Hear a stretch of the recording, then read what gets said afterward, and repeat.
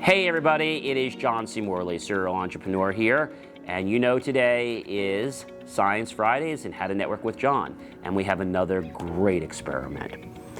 Now, how many of you know the Archimedes Principle?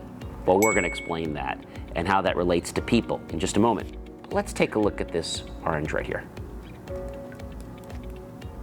And notice that that orange actually floats. And this orange that is peeled sinks.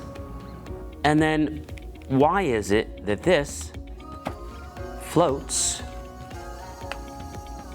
this does not, and neither does this? Interesting.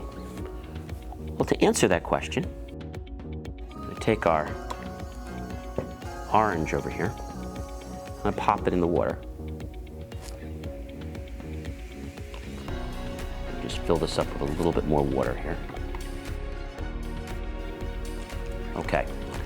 You're going to notice that some water came out. The water that actually came out is actually proportionate to the weight of the orange. Okay, so it displaced the water. So basically what Archimedes has said is that when a body is immersed in fluid, it's subjected to an upward force equal to the weight of the displaced fluid, which is what happened. But when I drop this in here, you'll see that it sinks. Why is that? On the orange, okay, there are pores. And the pores are helping to displace the water differently than they are on the orange that's already peeled. Same thing here. When we put in, get some more water.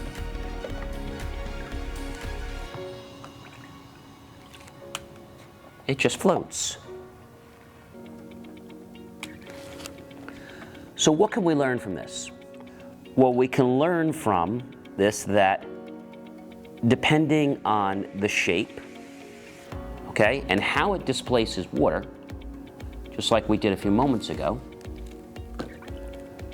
that the piece of aluminum foil with the quarter inside sinks. So again, the force of the water actually is pulling down. So again, it changes the mass of the object, and that affects whether it's going to float or whether it's going to sink. So this answers the question to why do ships float and others sink? Well, if the ship is able to have it float on top and have the water around it, just like this, then it's going to stay afloat, which is the way boats are designed.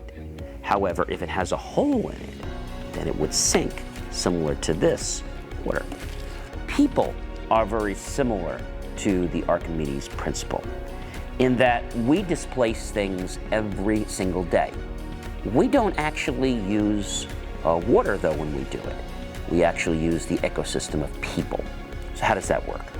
Well, sometimes when you have a person and they're introduced to a new environment, we like to say they either sink or they swim.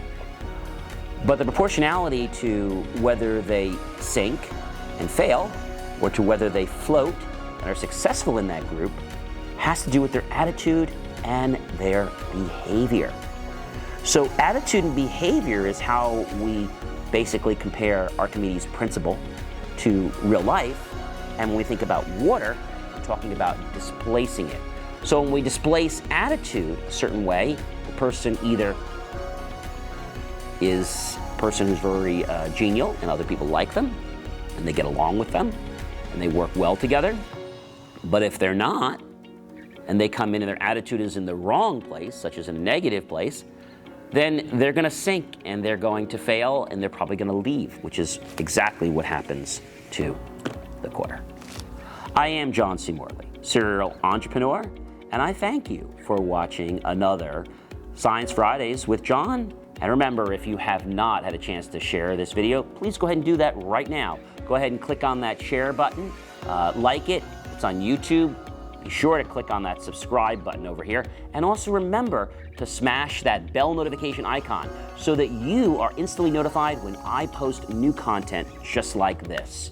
I hope you've enjoyed this experiment, and I hope you understand that the next time you go to a group, remember, your attitude is what displaces you or places you above everyone else.